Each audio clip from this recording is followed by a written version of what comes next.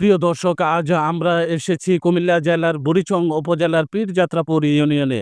এখানে আমাদের সঙ্গে সাক্ষাৎ হয়েছে বাংলাদেশ জাতীয়তাবাদী দল বিএনপির পীরযাত্রাপুর ইউনিয়নের সম্মানিত সদস্য সচিব জনাব মোহাম্মদ নৌশির আহমেদ ভূঁইয়ার সাহেবের সঙ্গে। তিনি আলো টিভি নিউজ 24-কে জানান, বুড়িচং ও ব্রাহ্মণপাড়া উপজেলার সর্বস্তরের জনগণ, বিশেষ করে ছিন্নমূল ও অসহায় মানুষ হাজী জসিমউদ্দিন জসিম সাহেবকে ভালোবাসেন এবং একজন অভিভাবক হিসাবে তাকে গ্রহণ করতে চান। তিনি বলেন, আগামী নির্বাচনে জনগণ চায় তাকে একজন যোগ্য প্রতিনিধি আসনে দেখতে।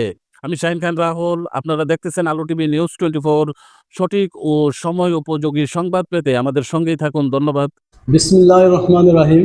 আমি কুমিল্লা 5 বুড়িচং ব্রাহ্মণপাড়া বুড়িচং উপজেলার সাবেক দপ্তর সম্পাদক নৌশির আহমেদ ভূঁইয়া। বর্তমানে আমি 2 কাল যাবৎ বাংলাদেশ জাতীয়তাবাদী দল 5 নং পীরযাত্রাপুর ইউনিয়ন শাখার সাধারণ সম্পাদকের দায়িত্ব পালন করে আসছি। বর্তমান কমিটিরও আমি সাধারণ সম্পাদক হিসাবে জেলা কমিটির নির্দেশনায় এবং উপজেলা কমিটির স্বাক্ষরক্রমে আমি নির্বাচিত হয়েছি। তার একটি কারণ, আমি বিগত 96 সন থেকে আমি বাংলাদেশ জাতীয়তাবাদী দলের সাথে সম্পৃক্ত হয়ে ওর আদর্শে অনুপ্রাণিত হয়ে এই জাতীয়তাবাদী দল করে আসছি। জসিম ভাই একটা ইউনিয়নের বৈঠকে মিটিংয়ে ছিল। ওই মিটিং চলাকালীন সময় ওনার সহধর্মিনীকেও উনি হারিয়েছে। তারপরেও উনি এই দলের হাল ছাড়ে নাই এবং ওই সময়ও সে এই এমপি সাহেব অধ্যাপক ইউনূস সাহেবের নির্বাচনী প্রচারণা চালিয়ে যেতে সক্ষম হয়েছে। ওই দিন থেকে আমরা মনে করেছি যে আমাদের অধ্যাপক ইউনূস সাহেবের অবর্তমানে আমাদের কুমিল্লা 5-এর অভিভাবক হিসাবে বুড়িচং ব্রাহ্মণপাড়ার নেতৃত্বে জনাব হাজী জসিমউদ্দিন জসিম ভাইয়ের বিকল্প থাকবে না। আমাদের হাজী জসিমউদ্দিন জসিম সাহেব উনি 96 সন থেকে 2025 সাল বর্তমান সাল পর্যন্ত এক নাগারে উনি বুড়িচং ব্রাহ্মণপাড়া প্রত্যেকের ঘরে ঘরে বিচরণ করে সাধারণ মানুষ জসিম ভাইকে কোনোদিন ভুলতে পারবে, এটা আমাদের দৃঢ় বিশ্বাস। আপনার ইউনিয়নের প্রত্যন্ত অঞ্চলে সাধারণ মানুষগুলি কি হাজী জসিমউদ্দিন জসিমকে চিনে?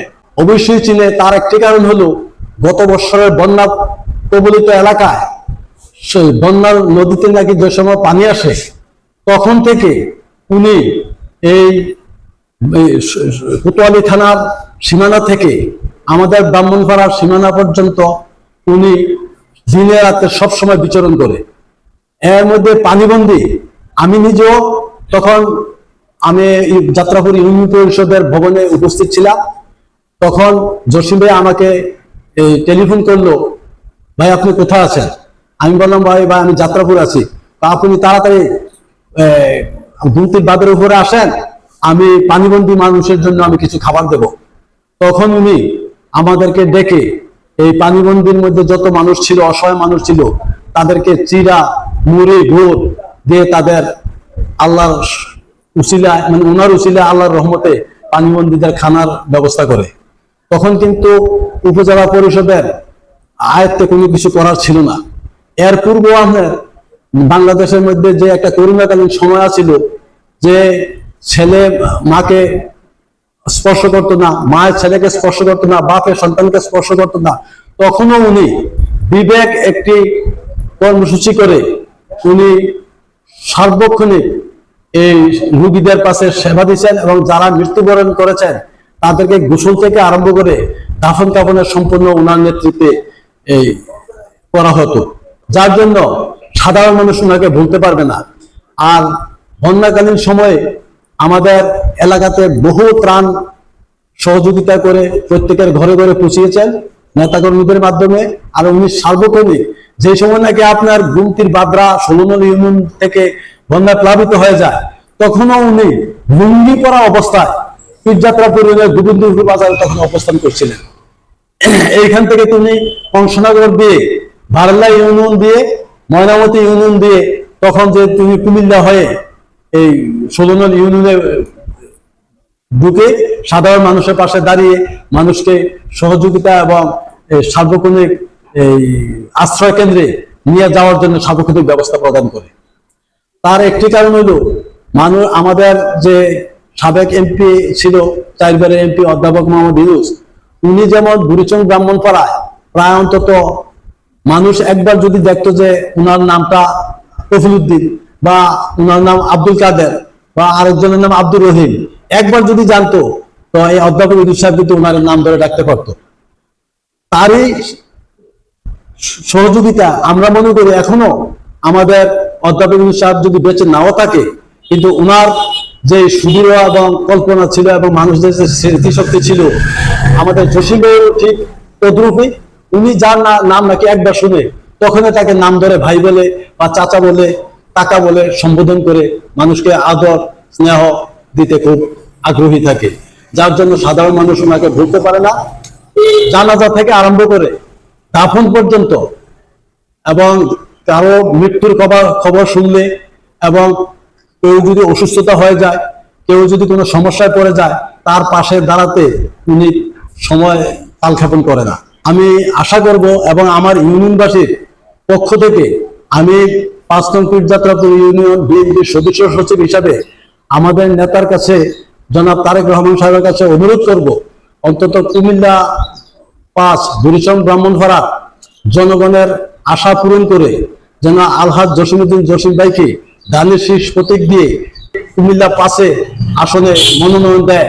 আমরা ইনশাল্লাহ জনসাধারণকে নিয়ে একটা মডেল উপজেলা হিসেবে, মডেল নির্বাচনী এলাকা হিসাবে ইনশাল্লাহ আমরা এমপি হিসাবে উপহার দিতে পারবো, সেই আশা আমরা রাখছি ইনশাল্লাহ। এই সাধারণ মানুষের সাথে সুখে দুঃখে, মামলা হামলায়, কোর্টে জামিনে যে সময় দিয়েছে মানুষ, তাকে আমরা আশা করব ইনশাল্লাহ বুড়িচং ব্রাহ্মণপাড়া কুমিল্লা 5 নির্বাচনী এলাকায় হাজী জসিমউদ্দিন জসিম ভাইয়ের বিকল্প আর কোনো নেতা নেই।